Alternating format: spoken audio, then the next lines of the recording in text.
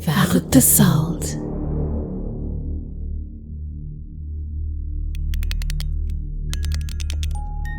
Arrested for possession, a camping story. 4 years ago, myself and a male friend, we'll call him Sam, decided we wanted to go camping. I've known him for years, and he was one of my best friends, so I wasn't weirded out by going camping alone with him. But I decided to invite a girlfriend along. The more the merrier. We'll call her Rita. So we decided to go camping at this spot I hadn't been to in a couple years, but still remembered the basic general directions to get there. We stopped at a gas station outside the last tiny town and asked to make sure we were going the right way, to which the attendant pointed and said, "Follow the storm." And sure enough, huge black clouds are formed in the direction of our campsite. I mean, this was, to date, the most terrifying storm I'd ever seen. What's a story without a crazy storm, right? So, we sit in the car and discuss going home, but being the badasses that we are, we decided to tough it out. We all like camping in the rain during storms. Now, we start driving on this dirt road in the middle of nowhere, and as we're getting closer to the campsite, I start getting this horrible feeling. Just horrible. There's no way to explain it, other than I just knew something bad was going to happen. We eventually decide to turn around, because the storm was so bad, the lightning was hitting right outside our car, and it seemed way too dangerous. So we start heading back towards town, and the second we leave the forest, boom, no storm. Okay, well, if the storm is localized in this area, we'll go camp somewhere else. About 20 minutes from our town, there's a reservoir with a man-made lake and a few camping spots in various spots. So we park there, pack up our stuff, and start on the trail that runs around the lake so we can find a spot with more privacy. The spot where we parked our car was right at the opening to the trail, and a couple was camped at a spot right there. We stopped and chatted casually with them. They seemed pretty cool, so we invited them to head our way in about an hour after we'd set up shop and we'd all play games and drink together. We get to our spot and set up camp, and I randomly get a text on my phone from another friend. This was weird because cell service is super shoddy out in this area. She's an artist friend of mine, whose stars have risen greatly in the last few years. Anyways, I explain where we are, and she says, "Great, I've been looking for a really big fire recently. I'm on my way." Kind of an odd statement, but artists are strange people, and she smokes a lot of weed, so I don't really understand half of what she says. So, let's fast forward the time here for the sake of the story. We're having a great time.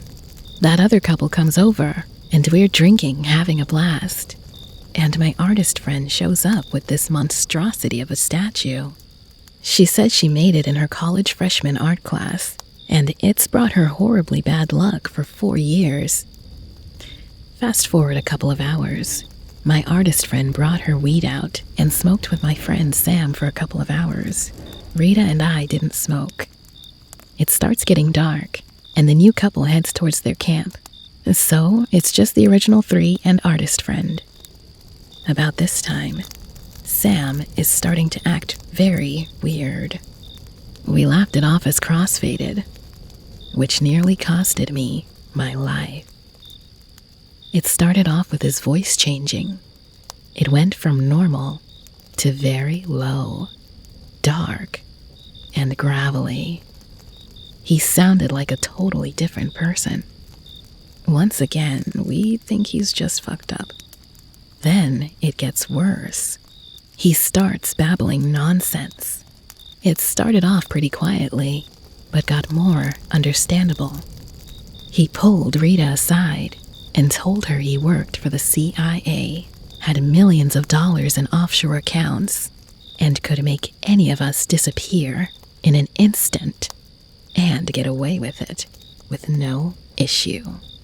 Please keep in mind, this is one of my absolute best friends, and I've never felt the least bit scared around him. We just laugh off the veiled threats. Ha ha, okay, drunk ass. Around this time, Rita notices that her hatchet that we were using for firewood has gone missing. We searched everywhere, but it was just way too dark. We give it up as a lost cause until sunup. Sam is still muttering dark nonsense to himself, sitting on the opposite side of the fire pit by himself. Eventually, he passed out, and Rita and I stay up chuckling about how weird he'd acted, and congratulating ourselves on a pretty fun night. About an hour later, we start to feel raindrops, and the damn storm we'd driven to avoid is getting ready to dump on our heads. Oh well, it's late. We'll get drunky in the tent and go to bed. This is where shit gets real. We shake Sam gently until he moans, and we explain that it's starting to rain. Time to go to bed. He struggles up, and Rita and I each grab a side and haul him to the tent. We stop in front of the tent to unzip it, and Sam goes nuts. Totally out of this world, possessed by the devil himself. I'm not even being dramatic about this. He starts screaming in this horrible high-pitched sound I'll never be able to get out of my nightmares. I was bent over, so I missed the swing that gets Rita thrown to the other side of the camp. He turns around, gracefully, I might add, driven stupor totally gone, and kicks out the last coals of the fire. This is happening in a matter of seconds, but time was so slowed down for me, I remember every tiny detail. So the fire is out. The campsite is 100% pitch black. No moon because of the storm clouds. Next thing I know, Sam is standing next to me, so close I can feel him breathing. And then, all of a sudden, I'm on the ground. I hit hard enough that the air is knocked out of me. Not that I'd be able to breathe anyways, because Sam is sitting on my stomach, with his hands wrapped very tightly against my throat. He is strangling me with all his very significant strength. Now, Sam is one of those super tall, muscular types that have the crazy long monkey arms. I'm reaching up, trying to push him off me, and his arms were so long, I couldn't even touch his chest. I was scraping at his arms and bucking underneath him to try and get him off me. I can hear Rita screaming my name, trying to find out where I am, but at this point, I'm blacking out. It seemed like an eternity, but in reality, it was probably a few minutes tops.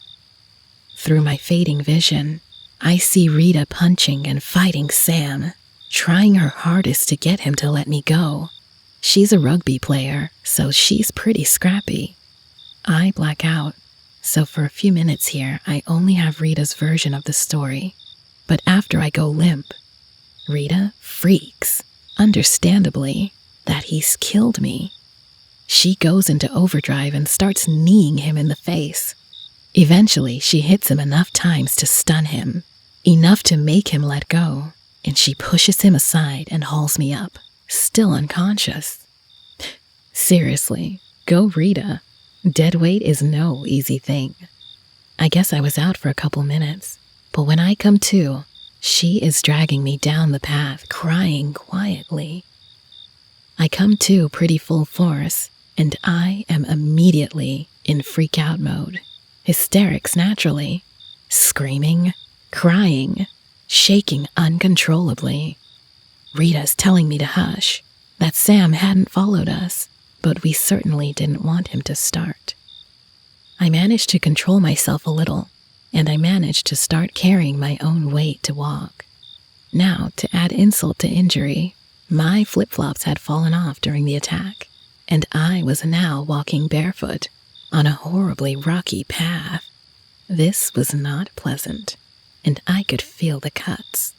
So, Rita, being the fucking badass that she is, takes off her sandals and puts them on my feet. Seriously, this girl is greater than Jesus. So from our campsite to the parking lot is about 15 minutes, probably longer with my recent trauma, but it was still silent behind us, so Sam seemed left behind. When we were close enough to the new couple's camp, which was right next to the parking lot, we start screaming for help.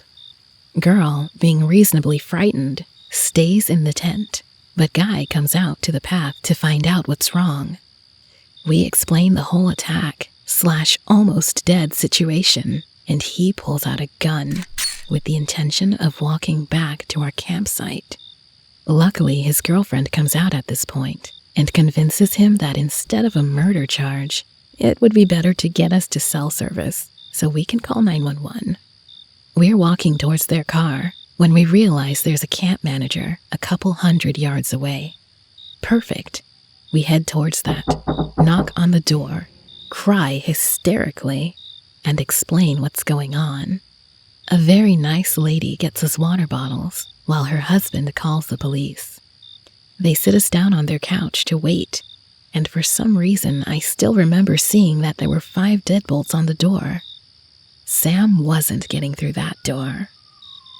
About an hour and a half later, about a dozen cops and ambulances are there. The cops take our story and head up to find Sam, asking us if he's armed. We say that we don't know, explain the missing hatchet and my knife in the purse. So they go out armed. Rita and I get loaded into the ambulance. An officer comes to the door before it closes and states they found Sam. He was still at the campsite. He was almost completely naked, bleeding from the minor wounds Rita and I had managed to inflict, holding the hatchet and laughing. The officer said he was mumbling about being possessed by the devil, still talking total nonsense. The officer asked if he had done any drugs. We said he'd smoked weed and drank. Could the weed have been laced? Doubt it. Artist friend didn't become possessed by Satan that night. The rest is fairly dull. My first ever ambulance ride, a very pricey emergency visit, a lot of drugs, CT scan to check for internal swelling in my neck. They wanted to keep me overnight, but there was no way that was going to happen. My cat is my therapy animal, and he was home. I was going home. End of story. To add insult to injury, I'd been having roommate troubles and locked my bedroom door with my cat inside, and my keys were still at the campsite. Sad face. I could hear him meowing through the door, while I just sobbed my eyes out, locked on the other side. I was too loaded up on drugs to go anywhere, so Rita, in a final spur of awesome, went with her mom, who worked with abused women and helped me through many a panic attack after, went out and got all of my stuff. All of us are at 24 hours, no sleep. So that's my story. The rest is just the obvious stuff: charges, prosecution, court, and a lot of physical and mental anguish. He pled guilty. The judge asked him if he wanted to make a statement. He didn't. I never got an apology for almost ending my life. Sometimes there's no definite closure. I never believed in bad luck, superstition, possession, or any of that stuff. But I am 1000% positive burning that stupid statue is what caused him to snap that night. He wasn't a dangerous person. He never had been violent before. That statue did something. It brought my artist friend bad luck, and clearly had some bad spirits in it that we let go. That's the most detailed account I've ever given about this event. I call it the incident. I'll probably have horrendous nightmares, and nobody will probably ever see this so late in the game, but oh well. Still a pretty spooky story. Happy to answer any questions if anybody does come across this. And sorry for any formatting / spelling errors. That was a hell of a story to write on a phone.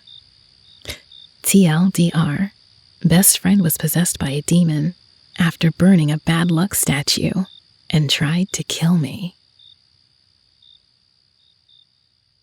If you like listening to stories read by an actual person, look no further. That's right, I will never utilize an AI voice to tell these stories. Please support this channel by hitting like and subscribing. Yours truly, Verrückte Salt.